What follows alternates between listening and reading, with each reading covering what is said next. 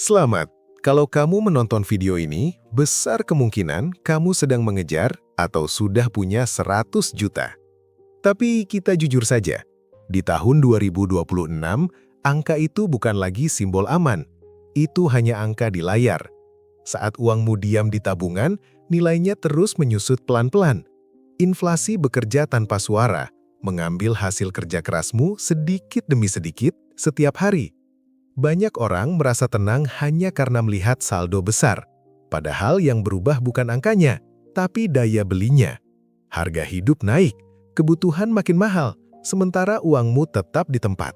Tanpa strategi, 100 juta hari ini bisa terasa jauh lebih kecil dalam waktu singkat. Bukan karena kamu salah kerja, tapi karena kamu membiarkannya diam. Sekarang pilihannya sederhana. Mau jadi penabung yang merasa aman tapi pelan-pelan dikalahkan zaman, atau orang yang sadar bahwa uang harus dijaga dan diarahkan? Karena satu hal ini perlu kamu ingat sejak awal, uang yang tidak diatur sedang bersiap untuk habis.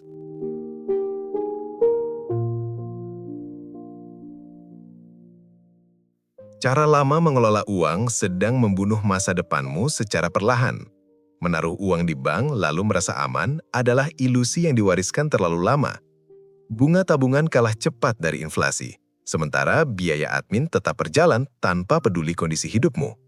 Setiap tahun kamu merasa tidak kehilangan apapun, padahal nilai uangmu terus tergerus. Bank bukan tempat menyimpan kekayaan, tapi tempat menunggu nilainya menyusut. Masalahnya menjadi lebih serius kalau penghasilanmu pas-pasan. Justru bagi orang bergaji UMR atau sedikit di atasnya, 100 juta bukan bonus, tapi nyawa. Itu hasil menahan diri, menunda kesenangan dan bertahan dalam hidup yang sempit. Kalau uang sepenting itu hanya didiamkan, maka kamu sedang mempertaruhkan masa tua tanpa sadar. Saat tenaga sudah habis dan kesempatan mengejar pendapatan menyempit, uang inilah yang seharusnya bekerja untukmu. Disinilah realita pahitnya. Orang yang kaya semakin kuat karena memegang aset, bukan sekadar uang tunai. Sementara banyak orang kecil terus tertinggal karena hanya memeluk uang yang nilainya basi dimakan waktu. Ini bukan soal pintar atau bodoh, tapi soal pola lama yang tidak pernah dikoreksi. Jika caramu tidak berubah, hasilnya juga tidak akan berubah.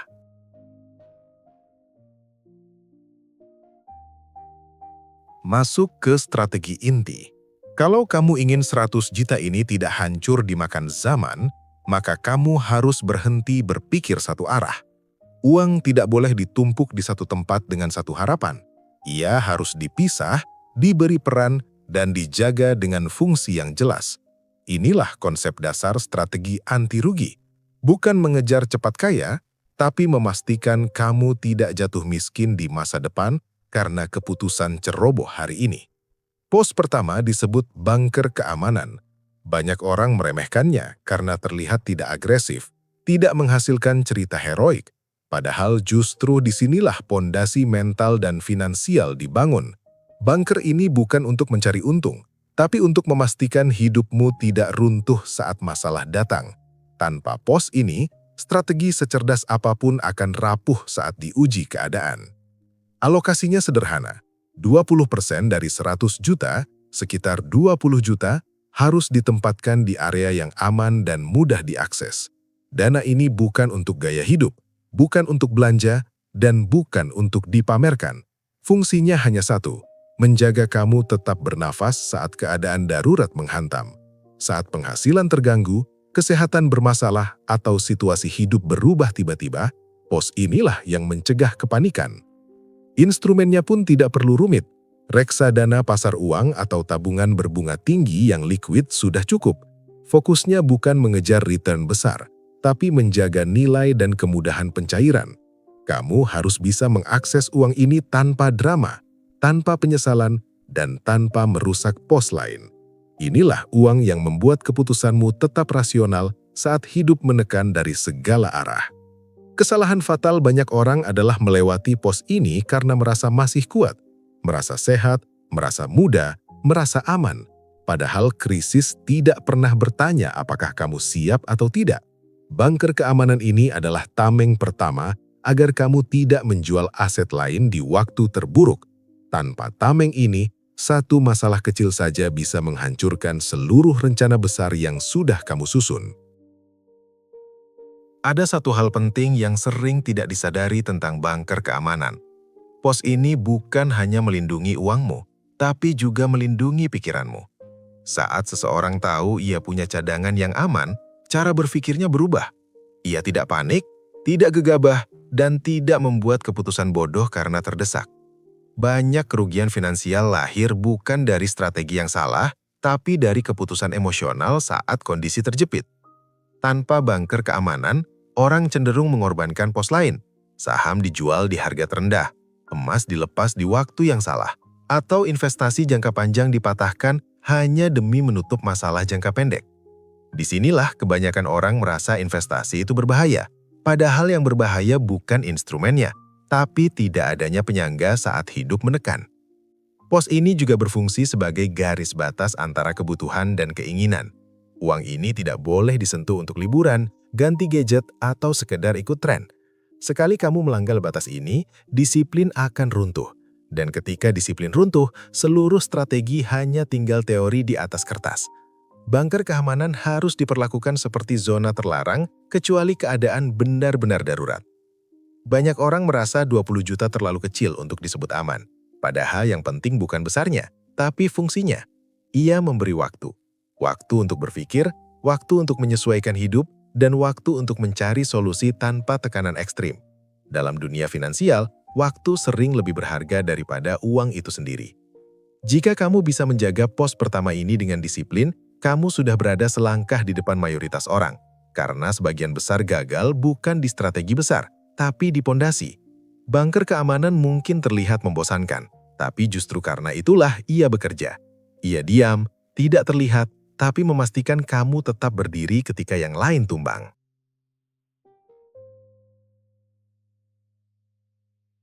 Setelah pondasi aman terbentuk, kita masuk ke pos kedua yang sering diremehkan banyak orang. Pos ini bukan untuk mengejar sensasi cuan cepat atau cerita pamer hasil investasi. Fungsinya jauh lebih sunyi, tapi jauh lebih penting. Pos ini memastikan uangmu tidak mati pelan-pelan dimakan waktu. Karena sebesar apapun nominalnya, jika daya belinya runtuh, maka nilainya tinggal cerita. Inilah yang disebut benteng inflasi. Alokasinya sengaja dibuat paling besar, sekitar 50% dari total 100 juta, atau kurang lebih 50 juta. Alasannya sederhana, musuh terbesar uang bukan rugi mendadak, tapi penyusutan perlahan yang tidak terasa. Inflasi bekerja setiap tahun, setiap bulan, bahkan setiap hari. Kalau kamu tidak menyiapkan benteng yang cukup tebal, maka seluruh hasil kerja kerasmu hanya akan habis untuk mengejar harga hidup yang terus menjauh. Instrumen di pos ini harus punya karakter bertahan, bukan agresif. Emas fisik dan obligasi negara dipilih bukan karena tren, tapi karena fungsi. Emas menjaga nilai kekayaan saat mata uang melemah dan ketidakpastian meningkat, sementara obligasi negara memberi aliran imbal hasil yang relatif stabil, terukur, dan jauh lebih tenang dibanding instrumen spekulatif. Keduanya bekerja seperti perisai, bukan pedang. Banyak orang merasa kecewa dengan pos ini karena hasilnya terlihat lambat. Tidak ada lonjakan besar, tidak ada grafik yang membuat jantung berdebar. Tapi justru disitulah kekuatannya. Benteng inflasi tidak dibuat untuk menghibur ego, tapi untuk menjaga posisi. Saat kondisi ekonomi tidak menentu, pos inilah yang sering tetap berdiri saat instrumen lain mulai goyah dan panik menyebar kemana-mana. Jika pos ini dilewati, maka strategi finansialmu menjadi timpang. Kamu mungkin mengejar pertumbuhan, tapi tanpa perlindungan nilai. Setiap keuntungan yang didapat beresiko habis hanya untuk menutup kenaikan biaya hidup. Benteng inflasi memastikan bahwa kerja kerasmu hari ini masih punya arti di masa depan, bukan sekedar bertahan di tempat sambil berharap keadaan membaik. Ada satu kesalahan berpikir yang sering muncul di pos benteng inflasi. Banyak orang mengira menaruh uang di sini berarti bersikap terlalu aman atau bahkan penakut. Padahal yang sebenarnya terjadi adalah kebalikannya. Ini bukan soal takut mengambil risiko, tapi soal sadar bahwa kekayaan harus dijaga sebelum dikembangkan. Tanpa perlindungan nilai, keberanian justru berubah menjadi kecerobohan. Pos ini juga berfungsi sebagai penyeimbang emosi. Saat pasar ramai, banyak orang tergoda memindahkan seluruh uangnya ke instrumen yang sedang naik. Disinilah benteng inflasi berperan sebagai rem. Ia mengingatkan bahwa tidak semua uang harus ikut berlari. Sebagian harus tetap diam, menjaga stabilitas agar kamu tidak terseret euforia yang sering berakhir dengan penyesalan. Emas dan obligasi negara mungkin terlihat membosankan, tapi justru karena itu mereka bisa diandalkan. Mereka tidak bergantung pada sentimen harian atau kabar viral. Nilainya bergerak lebih tenang, lebih rasional, dan lebih tahan terhadap guncangan jangka pendek. Inilah yang membuat pos ini mampu bertahan ketika kondisi ekonomi berubah lebih cepat dari kemampuan manusia beradaptasi. Pos benteng inflasi juga memberi fleksibilitas jangka panjang. Saat peluang bagus muncul di tempat lain, kamu tidak perlu menjual aset di kondisi terburuk. Kamu punya cadangan nilai yang relatif stabil untuk dimanfaatkan dengan tenang. Tanpa pos ini, setiap keputusan besar terasa seperti taruhan hidup mati karena tidak ada penyangga yang cukup kuat. Jika kamu bisa menjaga pos ini dengan disiplin, kamu sedang membangun kekuatan yang jarang terlihat tapi sangat menentukan. Kekayaan sejati bukan tentang seberapa cepat bertambah, tapi seberapa lama bisa bertahan. Benteng inflasi memastikan kamu tidak memulai dari nol setiap kali keadaan berubah. Dan itu adalah keunggulan besar yang sering diabaikan.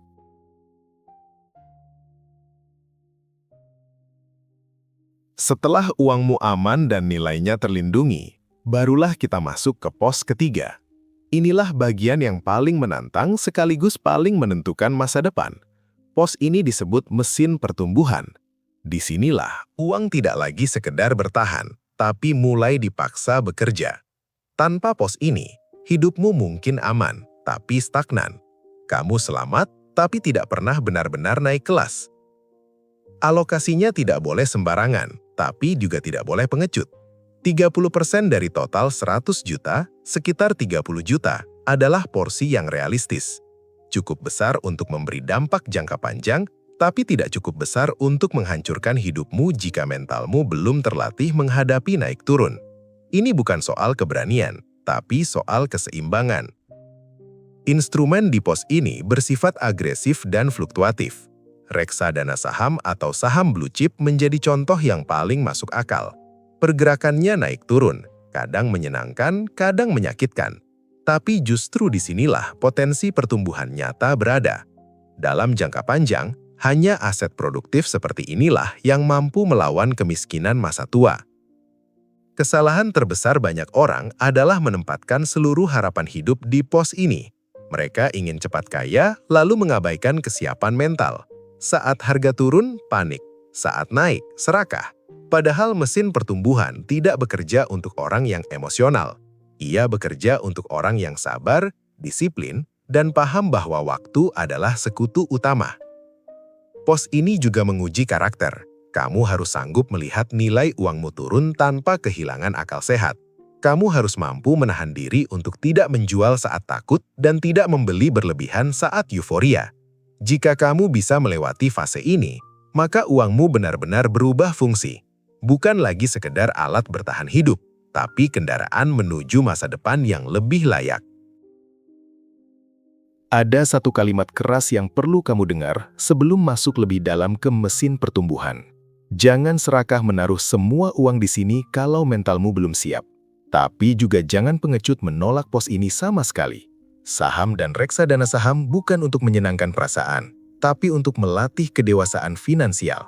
Tanpa proses ini, kamu akan selamanya bergantung pada nasib dan keadaan. Mesin pertumbuhan bekerja dalam waktu panjang, bukan hitungan bulan. Banyak orang gagal karena ingin hasil cepat dari instrumen yang memang dirancang untuk jangka panjang. Saat belum naik, mereka kecewa. Saat turun, mereka menyerah. Padahal kekuatan utama pos ini adalah konsistensi. Menanam hari ini, merawat dengan disiplin, dan membiarkan waktu melakukan pekerjaannya. Pos ini juga harus dipisahkan secara mental dari kebutuhan hidup. Uang di sini bukan tabungan darurat, bukan dana belanja, dan bukan cadangan gaya hidup. Jika kamu sering menariknya untuk menutup kebutuhan jangka pendek, mesin pertumbuhan akan mati sebelum sempat bekerja. Ia butuh ruang dan waktu tanpa gangguan untuk benar-benar memberi hasil. Fluktuasi adalah bagian yang tidak bisa dihindari. Akan ada fase di mana nilai terlihat stagnan atau bahkan turun cukup dalam. Di titik inilah banyak orang gagal. Bukan karena strateginya salah, tapi karena mereka tidak siap secara psikologis. Orang yang bertahan di pos ini bukan yang paling pintar, tapi yang paling konsisten menjaga emosi dan arah. Jika kamu mampu menjaga pos ini dengan disiplin, kamu sedang membangun jalan keluar dari keterbatasan. Mesin pertumbuhan tidak menjanjikan kenyamanan cepat, tapi menawarkan masa depan yang lebih longgar. Bukan hidup mewah tanpa usaha, tapi hidup yang tidak lagi dikejar rasa takut tentang hari tua. Dan itu adalah kemenangan finansial yang sesungguhnya.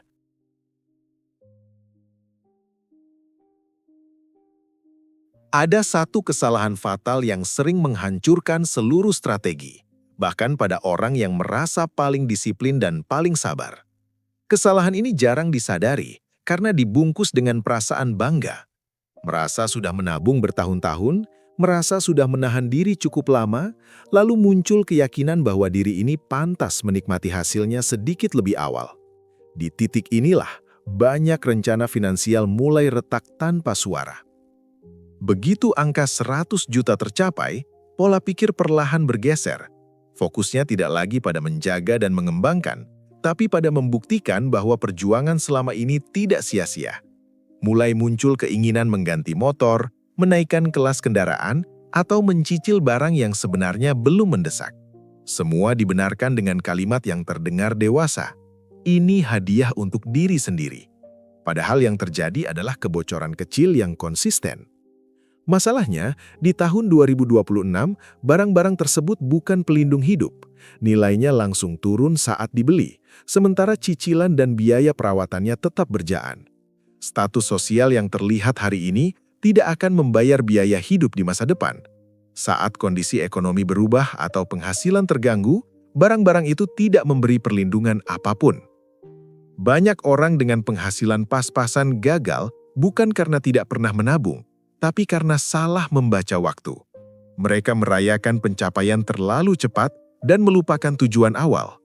Uang yang seharusnya menjadi alat bertahan dan berkembang justru berhenti bekerja dan berubah menjadi beban baru. Saat kesadaran datang, waktu dan momentum sudah terlanjur berlalu. Menabung hanyalah langkah awal, bukan garis akhir. Tanpa arah yang jelas dan disiplin yang dijaga terus-menerus, tabungan hanya menjadi tempat singgah sebelum habis. Kesalahan si paling nabung ini terlihat sepele, tapi efeknya sangat panjang. Jika tidak disadari sekarang, pola ini akan terus berulang setiap kali saldo bertambah dan membuat masa depan tetap berjalan di tempat. Pada akhirnya, semua kembali ke pilihanmu sendiri. Uang tidak pernah punya niat baik atau buruk, ia hanya mengikuti arah tangan yang memegangnya.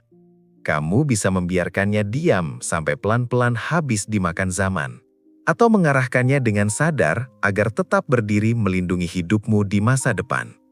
Tidak ada jalan instan, tapi selalu ada jalan yang lebih benar.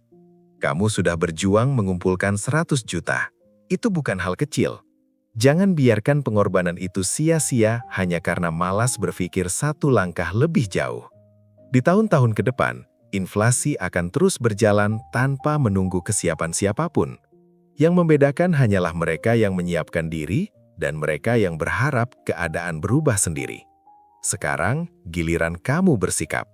Kalau kamu serius ingin bertahan dan hidup lebih tenang di masa tua, tulis di kolom komentar kalimat ini. Saya siap lawan inflasi. Bukan untuk pamer, tapi sebagai janji pada diri sendiri. Karena keputusan terbaik sering dimulai dari satu kesadaran kecil, lalu dijaga dengan konsistensi.